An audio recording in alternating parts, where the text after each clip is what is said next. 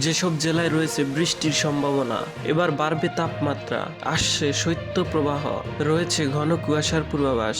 আসসালামু আলাইকুম প্রিয় দর্শক, সবাইকে আমন্ত্রণ জানাচ্ছি এই মুহূর্তে পাওয়া আবহাওয়ার গুরুত্বপূর্ণ নতুন আপডেটে। সবার আগে আবহাওয়ার সঠিক খবর পেতে আমাদের চ্যানেলটি সাবস্ক্রাইব করে রাখুন এবং কে কোন জেলা থেকে দেখছেন অবশ্যই কমেন্ট করে জানিয়ে দিন। আমরা প্রথমে জেনে নিই কেমন থাকবে 28 ও 29 ডিসেম্বর এই দুদিনের আবহাওয়া।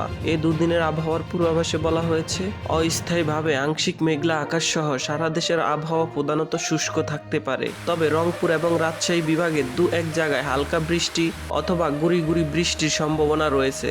শেষ রাত থেকে সকাল পর্যন্ত দেশের কোথাও কোথাও হালকা থেকে মাঝারি ধরনের ঘন কুয়াশা পড়তে পারে।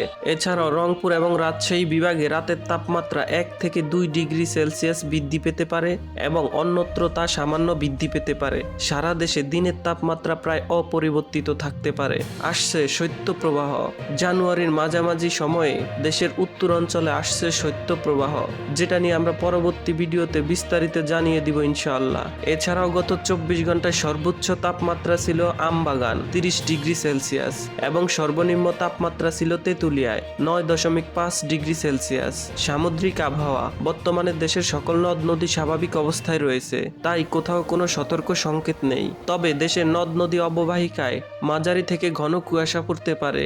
ঘন কুয়াশার কারণে দৃষ্টি সীমানা 500 মিটার বা কোথাও কোথাও তার চেয়েও কম হতে পারে, তাই এইসব এলাকার নৌযান সমূহকে সাবধানে চলাচল করতে বলা হয়েছে। তো প্রিয় দর্শক, ভিডিওটি ভালো লাগলে লাইক, শেয়ার, সাবস্ক্রাইব করে আমাদের সঙ্গেই থাকুন এবং ভিডিওটি দেখার জন্য আপনাকে অসংখ্য ধন্যবাদ।